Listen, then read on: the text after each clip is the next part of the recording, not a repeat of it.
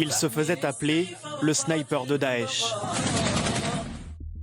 Kassenbek Tourtchaev, un Français d'origine tchétchène, est jugé aujourd'hui par la cour d'assises de Paris pour avoir rallié les rangs de l'État islamique. Dès son arrivée en France en 2002, il est repéré par les services de renseignement pour sa radicalité religieuse. En 2013, il quitte la ville de Lingosheim dans le Bas-Rhin et réussit à rejoindre Alep en Syrie. Sur place, il intègre un groupe de djihadistes, Ahrar al-Sham. Très charismatique, il prend la tête du groupe et aurait formé des combattants au maniement de fusils de précision et à la fabrication d'explosifs. Il rejoint ensuite la Moldavie, où il est arrêté en 2015 avec l'une de ses 4 femmes françaises. Il est alors extradé vers Paris pour être interrogé par la DGSI. Dans son portable, les renseignements découvrent des manuels d'entraînement au tir, des tactiques d'assaut et des centaines de vidéos de décapitation.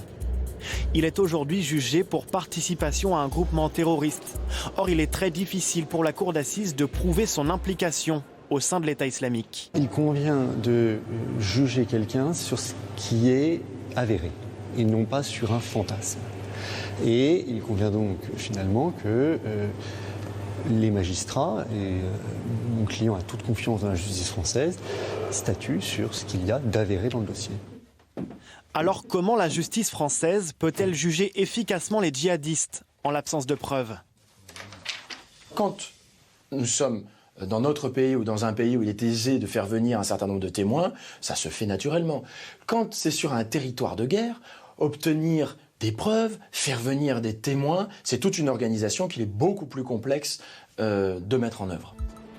Une impasse qui pourrait poser de nouvelles menaces d'attentats sur le territoire, selon le président du Centre d'analyse du terrorisme. En juillet dernier, on a en France déjoué le premier attentat qui impliquait précisément un individu revenant de la zone, condamné en France et qui sortait quelques jours plus tard, qui devait sortir de prison quelques jours plus tard et qui, depuis la prison, fomentait un projet d'attentat. C'est la première fois. Donc ce risque, encore une fois, il va se reproduire très certainement à l'avenir. Plus de 300 Français revenus de Syrie ont déjà été jugés. Mais que faire de ceux qui sont restés là-bas? Aujourd'hui, 400 ressortissants sont détenus par les forces kurdes au nord-est de la Syrie. Sur ces images rares, une prison kurde où des centaines de djihadistes étrangers attendent d'être jugés. Une bombe à retardement pour les renseignements français qui redoutent des évasions. Le mieux, nous semble-t-il, c'est de les rapatrier pour les incarcérer dans nos pays et faire juger par nos tribunaux.